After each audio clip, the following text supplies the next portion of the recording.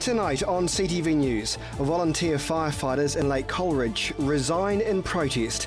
The social media storm because of this man being rejected from a Christchurch bar for tattoos, and another positive sign of Sumner moving on from this. Broadcasting across Canterbury, from the CTV studio, this is First at 5. Good evening, welcome to CTV News, now streaming live every night at ctv.co.nz.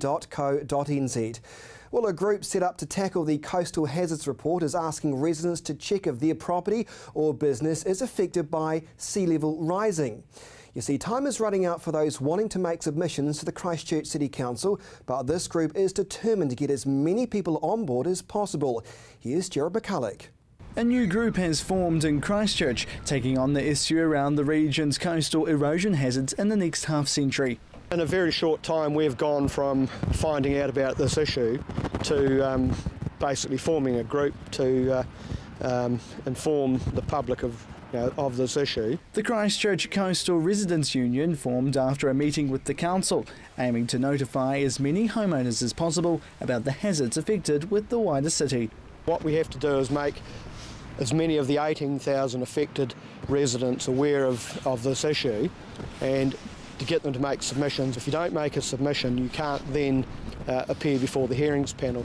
So the first step for us is awareness and getting in submissions. The Coastal Hazards Assessment Report is into its third stage under the District Plan, where many areas of coastal Christchurch and Banks Peninsula will see coastal erosion over the next 50 to 100 years.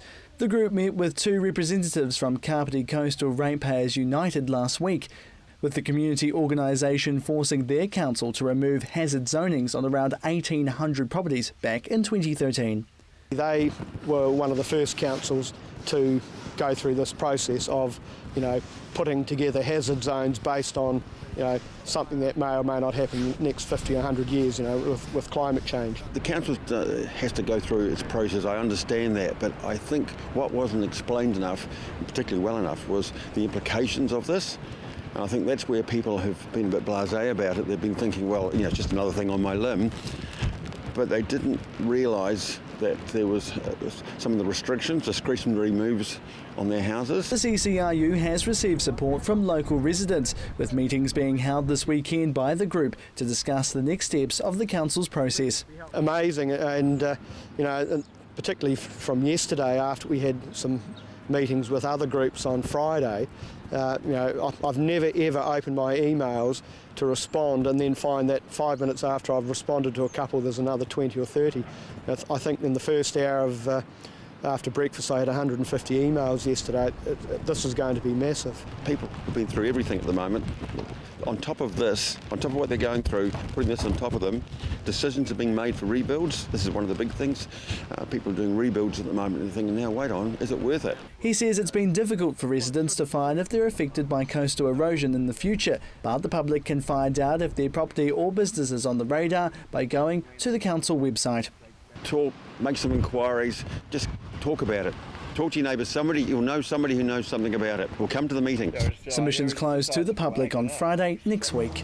Jared McCulloch, CTV News. Firefighters in Lake Coleridge have quit in protest after the council relocated one of their fire trucks to a station an hour and away in West Melton. They have submitted a request to have it returned, but what are the chances of getting it back? Firefighters in Lake Coleridge have resigned after the District Council relocated their fire engine. The 6 volunteer firefighters quit in protest when the Selwyn District Council relocated their fire truck to West Melton. But Chief Executive of the Selwyn District Council, David Ward, says the relocation of the vehicle is completely justified. Having a look at the incidents of where the fires have been, and certainly there's been growth around areas such as West Melton, Darfield and obviously Rolleston in recent times. So what our review has done is reallocate a number of those resources, whilst at the same time acknowledging that some of the smaller areas such as Coleridge feel they may be exposed. We don't believe that they're exposed. There are other vehicles there, but it's just around it's around the relocation, and obviously as growth occurs across the district, these type of reviews will be ongoing. It has been reported that there are very few fires in the Lake Coleridge area. One of the things that's happened in as part of the review in Lake Coleridge, we've identified there's been very few fires per year. They're only averaging between 1 and 5 call-outs per year, and in fact we're seeing that some of those are actually false alarms and page or siren test as well. Whereas, for example, in West Melton, the average is between 60 and 100 fire incidents per year. The volunteers, who have a combined 60 years' experience, have lodged a submission to the council to return the fire engine. At the council meeting a couple of weeks ago, there was a deputation of some of the volunteers from Coleridge. They expressed to council their concern about the outcomes of the review and asked that we would consider or reconsider the actions that were taken. Council's response to that was to acknowledge the issues that were raised by the group and confirmed that we will, at a subsequent council meeting, in fact in 4 weeks' time, be formally responding to their request. Well, it's been a story that's dominated local and national headlines today, and you may have seen it. The man with facial tattoos, wanting to go out for drinks on his 22nd birthday. Jesse Wright was denied entry to the Rock Pool Bar in Christchurch because of his tattoos across his face. So CTV News went to the streets to see if locals think he should have been allowed entry. His personal choice to make a facial tattoo, and if he is happy with that, the bar shouldn't have an issue with that as well. It's his personal business if he wants to have it, but it doesn't make him look very nice, does it? I used to work in a bar and I wouldn't deny him entry because of his tattoos. No, it's just the same as having freckles on your face. It's probably a bit unfair because they're making a judgment on the way he looks rather than the kind of person he is. I understand he's an artist, so it doesn't necessarily mean he's a bad person.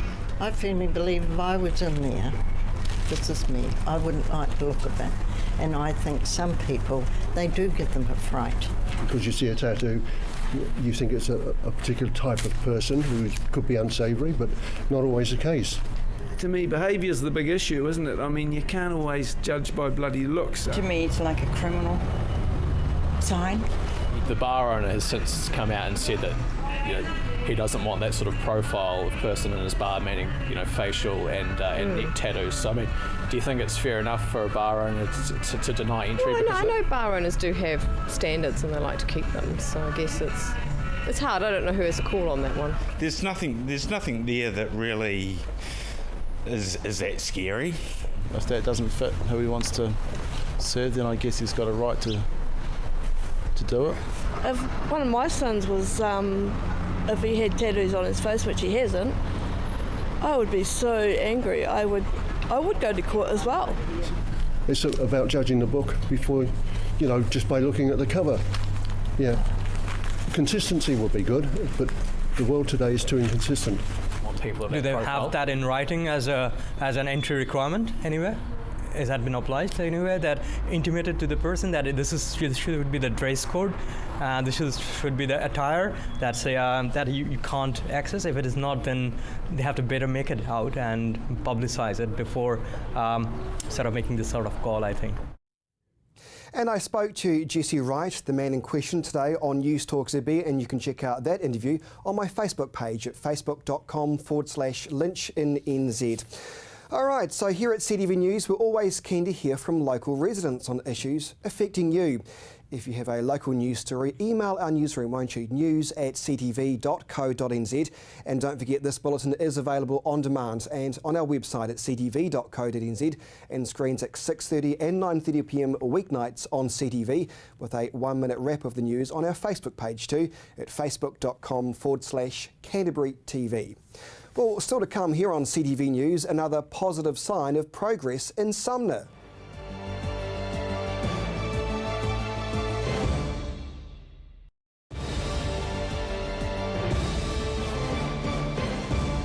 Welcome back to CTV News. Well, there's no need to go to Europe for that beautiful, healthy glow, because a new European-style spa is set to be built right on our doorstep. Chisholm Spa is proposed for Hanmer Springs, but will they find the funds? A $15 million luxury spa is being proposed in Hanmer Springs, and the European-style spa will be the first of its kind in New Zealand. Hanmer Springs Thermal Pools and Spa is looking for a joint investor in the new spa, which will specialise in skincare and a full range of massage and body treatments. The team is hoping to build the aptly named Chisholm Spa in the Chisholm ward of the Queen Mary Hospital, a heritage building that has been unused since 2003. The spa is currently owned by the Horonui District Council and returns about $3 million a year, with the spa returning about $1.5 million alone. And they're hoping that the additional specialist spa will bring in even more cash. The project will be the largest tourism investment in the district, and one which General Manager Graham Abbott says will attract both domestic and international visitors to the region. But the plans are not without public consultation. And if all goes well, Chisholm Spa will be likely to open in November this year. An arsonist is believed to have caused the fire to the Brighton Cricket Club in the early hours of Saturday morning. The nearly 60-year-old building went up in smoke along with around 40 cricket trophies dating back to the 1950s. The club was left uninsured following the 2010 and 11 earthquakes, and they have been overwhelmed with generosity from the community, giving donations and equipment to help out. Investigations are continuing though. Well, some positive news for Sumner now. It's been a long time waiting for members of the Sumner Bowling Club. A large boulder stuck between a cliff face and their club rooms has finally been removed from the site, along with a house and garage above the facility. Here's Jared McCulloch. Gone and now forgotten. It was a large rock. It was probably 15 to 20 tonnes worth. A large boulder lodged into the side of a cliff in the club rooms of this earthquake-damaged building has finally been removed. It has been a big operation, but we've managed to handle it, and we've had good cooperation from Sierra and their partners as well. The Canterbury Earthquake Recovery Authority spent 2 weeks removing the boulder that's been sitting beside the club since the 2011 earthquakes. And the clubhouse has been taking regular measurements of the crack. And for the first probably year, 2 years, there was some movement, not massive movement, but the last 2 years it's actually remained pretty stable. Now, a step forward. It's taken a load and off the club's minds, and it's nice to see it gone. Ken is the bowling club president. He's been in the role for 3 years, but he's been a member since 1996 and seen a lot of change roll through over nearly 2 decades. Once the earthquake struck and we couldn't use the green, we did lose a few members, as Canterbury or Christchurch did. People decided to go further afield. The club was closed immediately after the quakes, with members sharing another green across town. But after some time, the team got together to fix up the mess. That was due to the enthusiasm of the members. They backed me as greenkeeper to resurface the green.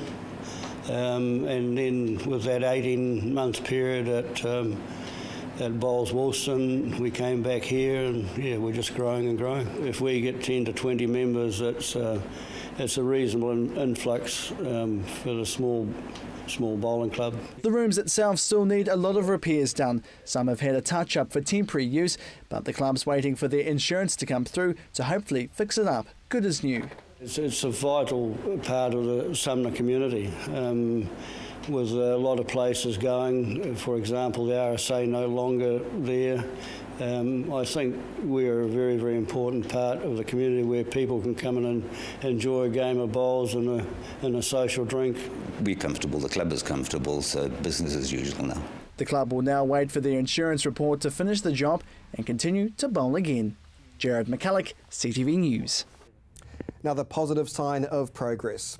To Ashburton now, where four-wheel drive owners are being reminded that council-owned land is not their playground. James Wedd from the Ashburton District Council says four-wheel drives are leaving damaging trees, ripping up grass and creating a costly mess. Mr Webb says this activity is absolutely reckless driving and it is illegal for vehicles to be driven in a dangerous manner in the town. He is urging people to call police if they spot drivers doing this, rather than calling the council on Monday when the damage has already been done. Well, still to come here on CTV News, Mercy is standing by with your local weather forecast.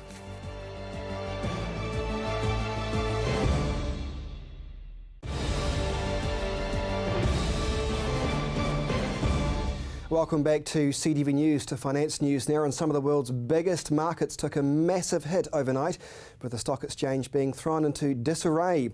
Reporter Gordon Finlater spoke to CTV's business reporter Warren Head on what it means for local markets here. All right, Warren, so it's obviously been a very active 48 hours on the stock exchange. I mean, what really kicked this off? Really started before the weekend, Gordon, when a little bit of data out of China seemed to suggest that once again things were not quite right in that economy, and could we start to believe the numbers that we're hearing from China about this data, and how deeply did that run? So, you know, the rest of the world got over it, but in the United States they started to get a bit jittery about that, and then it was all on through our weekend, and so the American market and the European market had a bad day on our Saturday. So we woke up on Monday knowing we had to react, and of course we had that big drop on the stock market here on our Monday. So off we trooped to bed last night thinking, well, was this going to be all better and patched up? And of course it hasn't been at all, because we had more developments overnight, quite significant developments overnight. Earlier today, the Kiwi dollar fell to near 64 US cents, its lowest since 2009, something that won't concern some exporters. The fall in our dollar may also attract foreign investment. It's like the springs on your car. If you get a bump, it's a shock absorber. It takes the shock, you get something adverse, it tends to fall away, and it certainly dropped. It was down about 2.5, 2.7% at one stage today. It's still not savage because it's been coming back up. It was about 65 cents against the US dollar at lunchtime, and that's quite encouraging because it means we've got a bit of headroom still to go, so it might trend down further and further towards that 60 mark. Gets a bit more expensive for international holidays, but it's better for our exporters, but takes the heat out of things at the same time, because what it's also doing is it's discounting the value of our stock market. It means if you're an American investor, you think, hey, I got to get the hell out of here, where do I go? Or Chinese, what's a nice safe haven to go? We look pretty attractive. And so their spending power increases as that currency comes down. So we're going to see that as a little bit of a lifting point for our equity market. And so it works like that. Of course, off to the side, we've got what's happening with dairy, but in the big picture on this market, we've got some fundamentally good things that underpin our strength. And one is that we have a market that yields at a high level compared to the rest of the world. So you buy shares in New Zealand, you get a good dividend return on most stocks. Technology stocks excluded because they're in a growth space building up. And while many international markets have taken a hit, there will be winners from the crash. No markets continuously, exponentially go up, but when they come down, it's a great opportunity for some people to get in. And you have to think about who did the buying over the last 48 hours. And you'll find in times to come, it's the big pension funds, the big institutions, the big Kiwi saver funds who have been buying as the prices come off, reducing their cost of entry into stocks and putting them away for the next 10, 15 years. That's who's been buying them. Latest quarterly figures show the Canterbury District Health Board is making steady progress.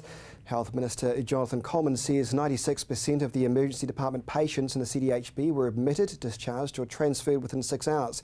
He says the result is credit to the health professionals in Canterbury.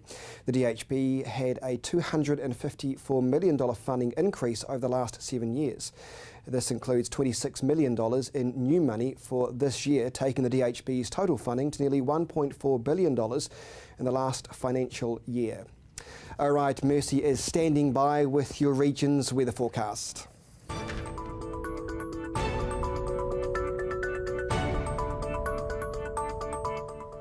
Kia ora Canterbury. Well, it was a little bit cooler this morning with those southwesterly winds and showers for most of the Canterbury region.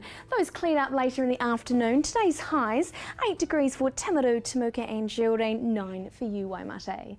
Central Canterbury, temperatures were also a little bit cooler here today. 8 for Christchurch, Akaroa and Leeston. 7 there for Methven and Dowfield and Ashburton. You were on 9 degrees. Heading further north, 8 degrees was also shared by Kaikoura and Rangiora down there. 9 degrees for Cheviot and Amberley. A chilly one for Hanmer Springs on 6 and Culverden, 7 degrees for you. Over to the Alpine region, Lake Tekapo, 5 degrees for you today. And the upcoming days, Wednesday, Timaru, your Wednesday's looking not too bad with southwesterly winds, 10 degrees for your high, but we are expecting a dry day. Ashburton, a similar picture here, cloudy skies for you, your high is 11 degrees, could be a little bit frosty in the morning though on 0. Christchurch, expect those frosts as well coming your way, 10 degrees for your high and a settled day but a few light southwesterlies. Kaikoura, those northeasterly winds should be turning southwesterly later on the day. Cloudy skies for you and your low for your morning is 4. The rest of the Canterbury region can expect a reasonably sunny day with a few cloudy patches. Southwesterly winds there for Geraldine and Waimate. Central Canterbury, a similar picture here. Cloudy skies there for most. Southwesterly winds coming through, but Darfield, just a few light breezes for you. Heading further north, sunny skies here for Hanmer Springs, Culverden and Amberley. Northerly winds for Rangiora and Oxford. Looking pretty warm in Cheviot and Culverden on 14 degrees. And over to the Alpine region, 7 degrees for Lake Tekapo and 11 for you Mount Cook. The upcoming days, Thursday and Friday. Thursday's looking pretty good in terms of the temperatures getting warmer. Cloudy skies for most, but we are seeing sunny patches and fine spells there. Flipping over to Friday, sunshine for everyone on Friday. A great way to end the week. 14 degrees for Christchurch and Kaikoura, 12 for you Ashburton. The rest of the Canterbury region can also expect sunny skies and a few cloudy patches on Thursday. We are expecting a few sea breezes for coastal areas as well, and land places you should have a few light winds. And flipping over to Friday now, lovely sunshine for South Canterbury, could be a few cloudy periods as we head further north, but definitely a good day on Friday. So this evening we're expecting a chilly one for Kaikoura, snow above 700 metres tonight, so might be a good one to get your heat pump on, turn on those fires if you have one, and get a few hot chockies into you. The rest of us, we are expecting the weather to warm up over the next couple of days and to be good at the end of the week. That's the weather for Tuesday. Thanks Mercy, and thank you for joining me on CTV News. Don't forget to join me from 8:35 for News Talk ZB on 100.1 FM. But from all of us here at the news team, have a good night.